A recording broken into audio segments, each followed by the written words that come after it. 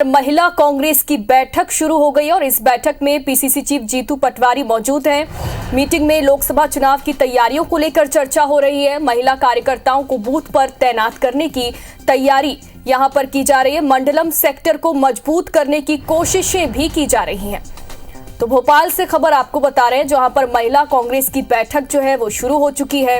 PCC chief Jitu Patwari ये बैठक ले रहे हैं। बैठक में लोकसभा चुनाव की तैयारियों को लेकर चर्चा तो की ही जा रही है, साथ ही साथ महिला कार्यकर्ताओं को बूथ पर किस तरीके से तैनात किया जाएगा, कैसी तैयारियां उस दौरान होगी, इसको लेकर भी चर्चा की जा रही है। और मंडलम सेक्टर को किस तरीके से मजबूत किया जाए, इन सभी चर्चाओं पर बातचीत की जा रही है। ज्यादा जानकारी के लिए हमारे सहयोगी नवीन हमारे साथ लाइव जुड़ गए। नवीन, पीसीसी चीफ जीतू पटवारी ये बैठक ले रहे हैं, किस तरीके की चर्चाएं इस बैठक में की जा रही हैं, किन मुद्दों को रखा गया है?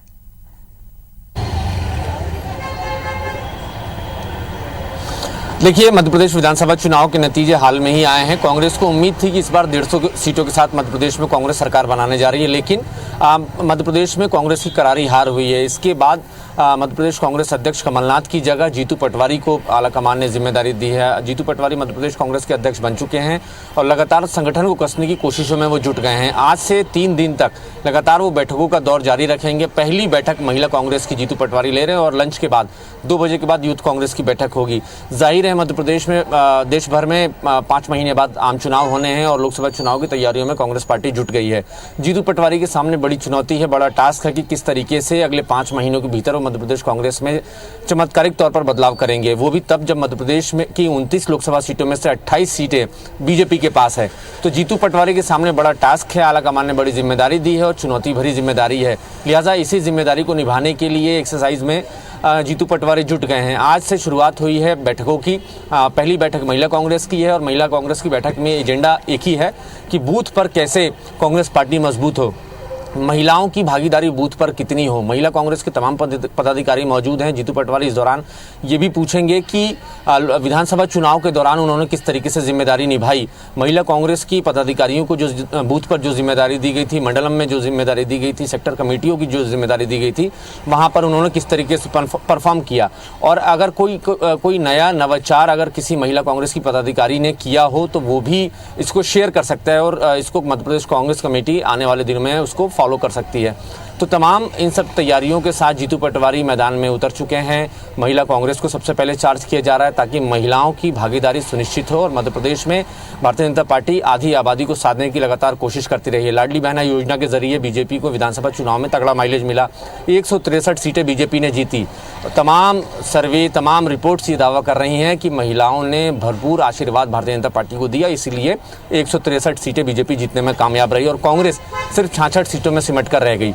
तो जीतू पटवारी और आलाकमान ये जानता है कि मध्य प्रदेश में आधी आबादी अब जागरूक हो चुकी है और वोट देने के मामले में कई दफ़ा पुरुषों से आगे है। लगभग 71 ऐसी सीटें हैं जहां 80% से ज़्यादा वोटिंग मध्य प्रदेश में महिलाओं ने की है। जाहिर तौर पर ये आंकड़ा काफ़ी गंभीर है और कांग्रेस इस आंकड़े को लेकर काफ़ी गंभीर नज़र आ रही है। कांग्रेस की कोशिश है कि आधी आबादी को साध लिया जाए। अगर आधी आबादी सध गई तो कांग्रेस 29 लोकसभा सीटों में बेहतर परफॉर्म करके दिखा सकती है। लिहाजा महिला कांग्रेस की बैठकों के साथ ये सिलसिला शुरू हो चुका है। जीतू पटवारी टिप्स दे रहे हैं किस तरीके से उनको काम करना है, किस तरीके से कांग्रेस पार्टी की विचारधारा को लेकर महिलाओं के बीच में जाना है और किस तरह बीजेपी सरकार की खिलाफत बूथ पर जाकर करनी है। जो तमाम दावे किए गए थे संकल्प पत्र के जरिए बीजेपी ने सत्ता में आने के पहले, उन वादों का क्या हुआ, उन वादों की डिलीवरी जमीन पर हो रही है या नहीं। तो इन तमाम मुद्दों को लेकर बीजेपी सरकार की घेराबंदी बूथ पर जाकर महिलाओं के बीच करनी है।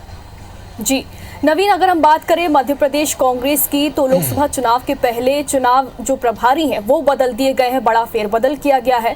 तो इससे क्या समीकरण आगे बदलते हुए दिखाई देंगे?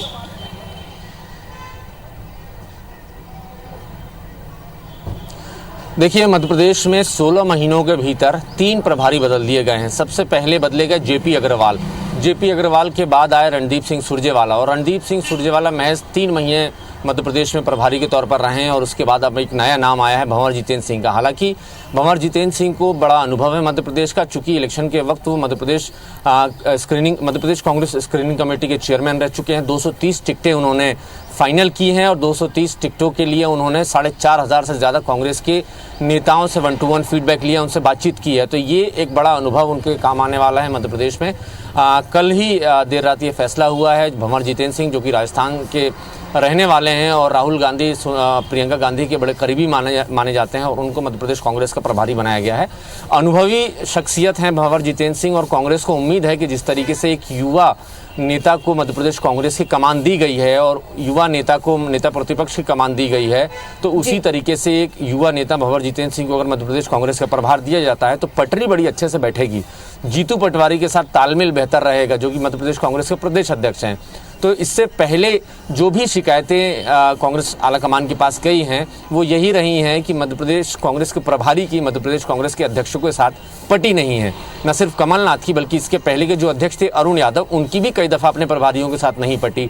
तो ये एक लंबा अरसा रहा है जहां दोनों के बीच मतभेद रहे हैं। तो कांग्रेस पार्टी को ये उम्मीद है कि मध्य प्रदेश कांग्रेस के जो नए प्रभारी होंगे देख सकते हैं कि मध्य प्रदेश कांग्रेस किस तरीके से लोकसभा चुनाव की तैयारियों में लगातार जुटी हुई है। मैराथन बैठकें लगातार की जा रही। बहुत बहुत शुक्रिया तमाम जानकारी के लिए। हमारे साथ बने रहिएगा, आगे भी आपसे अपडेट लेते रहेंगे।